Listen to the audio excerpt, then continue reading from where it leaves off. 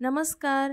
चला तर मग आज आपण मस्त अशी चमचमीत हॉटेलपेक्षाही टेस्टी दम आलूची भाजी घरच्या घरी कशी बनवायची ते बघणार आहोत. तर रेसिपी ना शेवटपर्यंत नक्की बघा आणि रेसिपी कुठल्याही क्षणी तुम्हाला थोडी जरी आवडली तर व्हिडिओला लाईक करा. चॅनलवर नवीन असाल तर चॅनलला सबस्क्राईब करा.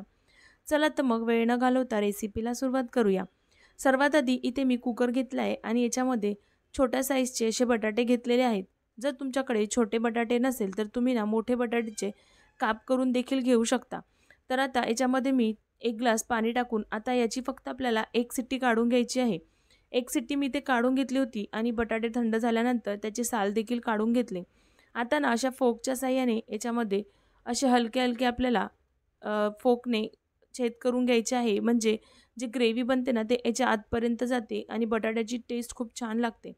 तर मी ते सगळे बटाटे या पद्धतीनेच तयार करून घेते आहे. तर इथे बघू शकता सगळे बटाटे आपले इथे तयार झालेले आहेत आणि एका पॅनमध्ये 2 चमचे तेल गरम करायला ठेवलं होतं. तेल देखील गरम झालेलं आहे. आता याच्यामध्ये ही बटाटे टाकून आपल्याला याच्यामध्ये कलर चेंज होईपर्यंत फ्राय करून घ्यायची आहे. तर कोणी-कोणी ना याच्यामध्ये कच्चे बटाटे देखील वापरतात. पण कच्चे बटाटे वापरले ना तर त्याला फ्राय करायला तेल देखील जास्त लागतं आणि शिजायला देखील जास्त वेळ लागतो. असे जर तुम्ही एक शिट्टी काढून घेतली आणि नंतर परतून घेतले तेलावर तर खूप छान अशी टेस्ट येते. तर बटाटे आपले फ्राय करून झालेले आहेत. बघू शकता रंग मस्त आलेला आहे. त्याला साईडला करून घ्यायचं. नंतर जे बटाटे तळले होते ना त्याचंच तेल याच्यामध्ये एका कढईमध्ये थोडंसं टाकून घेतलं.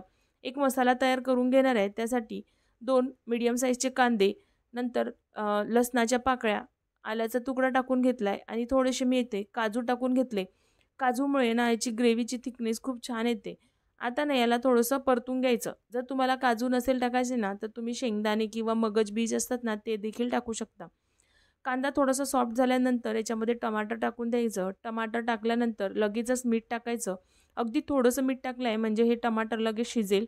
तर याला चांगलं मिक्स करून आता आपण याला झाकून चांगलं मऊ होतपर्यंत शिजवून घेऊ. 3-4 मिनिटं मी ते झाकून शिजवून घेतलं. आता इथे बघू शकता कांदे, टमाटर आपले मस्त असे शिजलेले आहेत. तर आता हा मसाला थोडासा थंडा करून घ्यायचा आणि मिक्सरला वाटून घ्यायचा. तर आता माझ्याकडे वेळ नाही त्याच्यामुळे मी इथे गरम-गरमच वाटून घेणार आहे. इथे मिक्सरचं भांडं घेतलंय. हा सगळा मसाला याच्यामध्ये टाकून घेतला. तुम्ही मात्र थंड झाल्यानंतरच वाटायचं आहे. नाहीतर ना हे मिक्सरला असं उडू शकतं. तर मी हे इथे साईडला वाटून घेतलेलं आहे. आता त्याच कढईमध्ये 2 चमचे तेल टाकून घेतलं.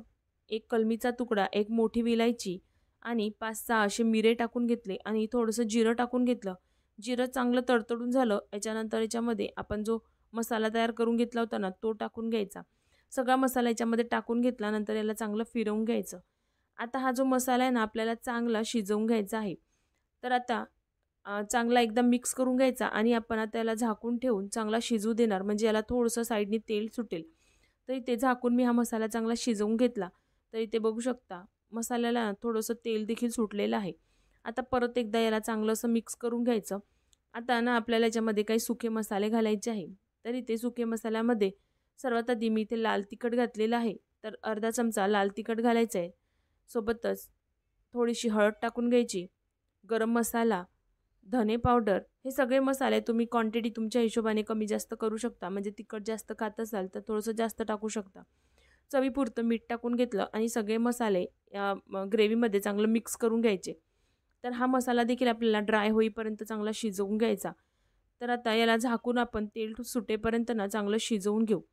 तर इथे बघू शकता 4-5 मिनिटं मी ते झाकून हा मसाला शिजवून घेतला. आता बघून घेऊ. तर बघू शकता मसाल्याला साईडनी थोडंसं तेल सुटलेलं आहे. आता परत त्याला मिक्स करून घ्यायचं. आता बघू शकता हा मसाला कढईला अजिबात चिकटत नाही म्हणजे आपला हा मसाला तयार झालेला आहे.